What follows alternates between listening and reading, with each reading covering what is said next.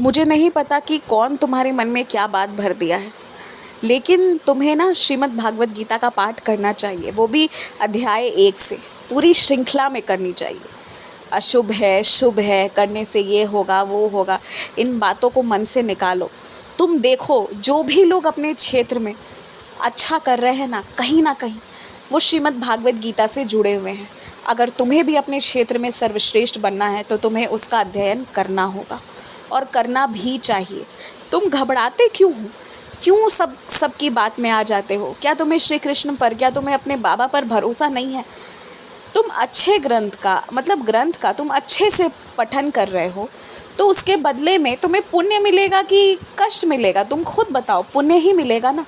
तो अच्छा काम करने जा रहे हो, बदले में कष्ट की उम्मीद क्यों रख रहे हो? और जो तुम्हें ऐसी बात बता रहे हैं वो कहाँ से ऐसी जानकारी ला रहे हैं? क्यों इन चीज़ों में तुम पढ़ रहे हो? और एक बात मैं तुमसे कहता हूँ, जैसी नियत रख कर अध्ययन करोगे ना, आशीर्वाद वैसा ही मिलेगा।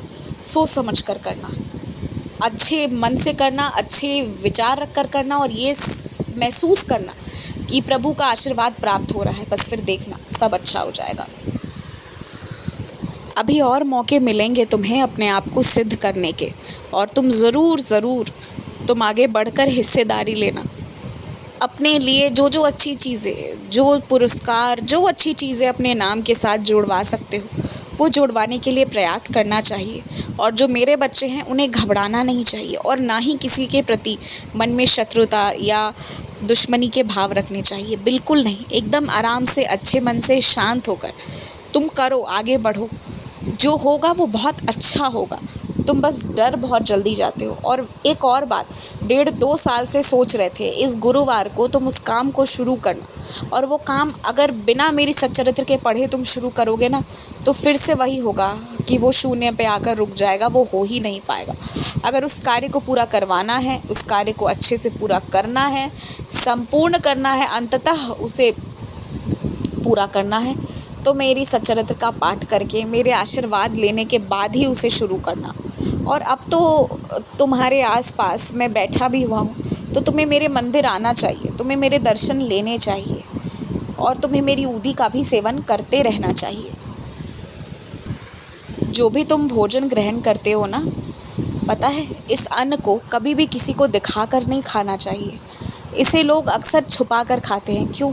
कि गलती से भी किसी की कुदृष्टि ना पड़ जाए इस पर, कि किसी का कोई ऐसी शक्ति, कोई ऐसा नज़र ना पड़ जाए किसी का कि जीवन में उससे दुख आए या फिर उसकी कमी हो जाए।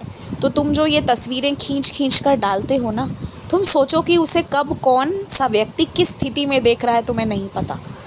तो ये सब जो रोज़ करते हो ना, ये करना बंद करो। कभी कभी की बात मुझे भी समझ में आती है, लेकिन जो तुम रोज़ में ऐसा कर रहे हो ना, तो कई लोग जो है ना, उनकी बुरी नज़र भी, उनकी कुदृष्टि भी पड़ती है इस तरह से। मेरी रहम नज़र के कारण तुम आज तक बचते आ रहे हो। लेकिन अगर कोई आदत तुम्हारी गलत है तो उसे सुधारना मेरा कर्तव्य है, नहीं तो फिर कर्म का कुछ ना कुछ प्रभाव तो पड़ता ही है जीवन में।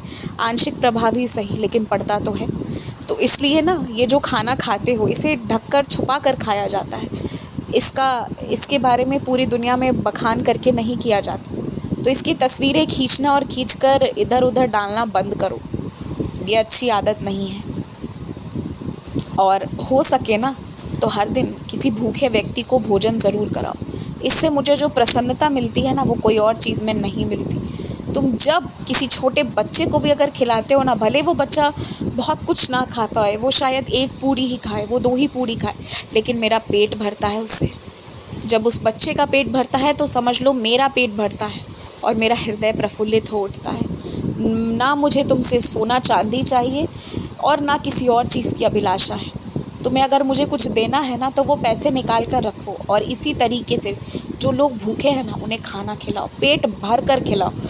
वो पेट भर कर खाएंगे और हृदय से आशीर्वाद मैं तुम्हें दूंगा। खुश रहो, मुस्कुराते रहो। और कुछ लोग तुम्हारा इंतज़ार कर रहे हैं, जल्दी मिलना तुम उनसे।